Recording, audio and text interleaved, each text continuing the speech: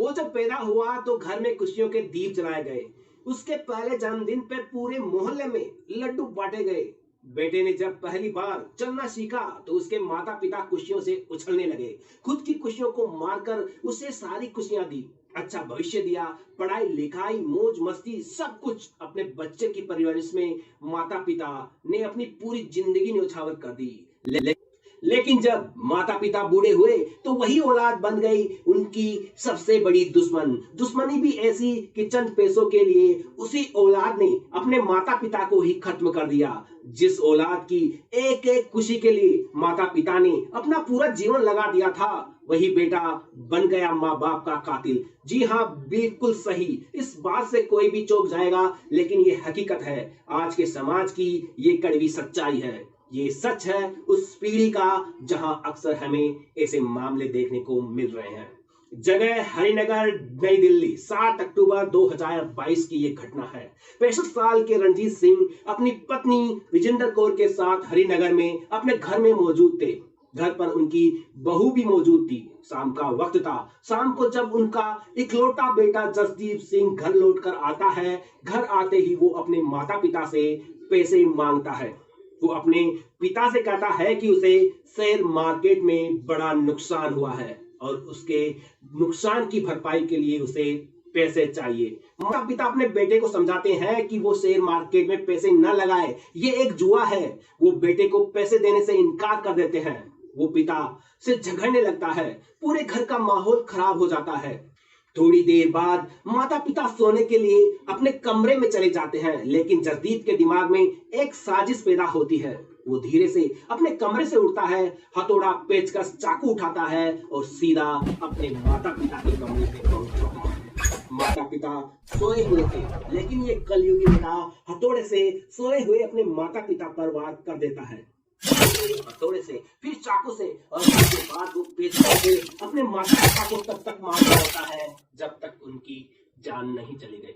बाद में वो पुलिस स्टेशन जाकर ये खबर देता है कि उसके माता पिता को किसी ने मार दिया है, लेकिन पुलिस को इस साथी बेटे पर शक होता है। पुलिस जसदीप और उसकी पत्नी से जब कड़ाई से पूछताछ करती है तो सच सामने आ ही जाता है। वो बताता है कि कैसे उसने अपने माता पिता पर हमला किया। इस हमले में रणजीत सिंह की मौत हो जाती है, जबकि विजेंद्र कौर अभी भी अस्पताल में जिंदगी और मौत की जंग लड़ रही है। आरोपी बेटे जसदीप सिंह को पुलिस गिरफ्तार कर लेती है। जगह अलीगढ़, 26 जुलाई 2022 की घटना है। 7 साल के ओम प्रकाश का पूरा परिवार एक ही घर में रहता था। परिवार में पत्नी सोमवती, बड़ा बेटा रामेश्वर, बहू और 3 साल की एक फाल्गुनी और उनका एक छोटा बेटा सौरभ था। ओम प्रकाश सेना से रिटायर्ड हुए हैं। इलाके में उनकी काफी इज्जत भी है और उनका परिवार भी बेहद खुशहाल माना जाता है। एक दिन अचानक खबर आती है कि ओम प्रकाश और उसकी पत्नी और साथ ही उनकी 3 साल की मासूम पोती का कत्ल हो गया है। इससे भी ज्यादा हैरानी इस बात की होती है कि कत्ल करने वाला कोई और नहीं, ओम प्रकाश का बेटा सौरभ ही है। सौरभ पैसे और संपत्ति को लेकर अक्सर काफी दिनों से अपने पिता और भाई से नाराज था। पैसों के लालच में वो इतना अंधा हो गया था कि उसने हथौड़े और पत्थर से बड़ी ही बेरहमी से अपने माता पिता को मौत के घाट उतार देता है। इसी दौरान पास ही खेल रही 3 साल की उसकी भतीजी दादा दादी के पास आई हुई थी, तो इस दरिंदे ने उस मासूम को भी अपने हथौड़े के वार से करके मार देता है, जिससे एक ट्रिपल मर्डर हो जाता है। जिसने भी इस ट्रिपल मर्डर की घटना को सुना उसके होश उड़ गए। सवाल यही है कि आखिर कोई बेटा इतना बेरहम कैसे हो सकता है। जगह रोहतक, हरियाणा, सितंबर 2021। घर में अचानक 58 साल के चंद्रभान और उनकी पत्नी निशा, जिनकी उम्र 55 साल है, उन्हें गोलियों से भून दिया जाता है। अब सुनिए, गोलियां चलाने वाला कोई और नहीं बल्कि उनका ही बेटा था। चंद्रभान शहर में एक होटल चलाते थे।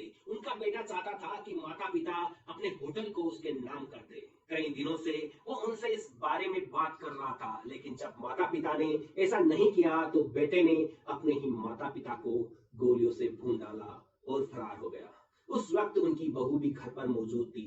बहू ने ही पूरे मामले की जानकारी पुलिस को दी। बाद में पुलिस ने बेटे को गिरफ्तार कर लिया और उसने बताया कि वो होटल अपने नाम करवाना चाहता था, लेकिन उसके माता पिता नहीं मान रहे थे और इसीलिए उसने अपने माता पिता को ही उसके रास्ते से हटा दिया। अगली खबर बरेली उत्तर प्रदेश 13 अक्टूबर 2020 की घटना है। 72 साल के ललिता प्रसाद अपनी पत्नी के साथ अकेले एक घर में रह रहे थे। ललिता प्रसाद के दो बेटे हैं, बड़ा दुर्गेश और छोटा उमेश। उन्होंने अपने दोनों ही बेटों के लिए आसपास ही दो और घर खरीदे हुए थे, जिनमें उनके बेटे अपने परिवार के साथ रहते थे। एक सुबह दुर्गेश, जो पेशे से एक वकील है, अपने माता पिता से मिलने उनके घर आता है। दुर्गेश और ललिता प्रसाद बातचीत करते हैं, जबकि माँ किचन में अपने बेटे के लिए कुछ बनाने चली जाती है। इसी बीच दुर्गेश अपने पिता से झगड़ने लगता है। वो प्रॉपर्टी के बंटवारे को लेकर काफी नाखुश था और पिता से झगड़ने लगता है। तभी अचानक गोली चलने की आवाज आती है। किचन से दुर्गेश की माँ जब बाहर आती है तो वो देखती है कि दुर्गेश ने अपने पिता को मार गिराया है। इसके पहले कि वो कुछ समझ पाती, दुर्गेश अपनी माँ पर भी गोली चला देता है और वहां से फरार हो जाता है।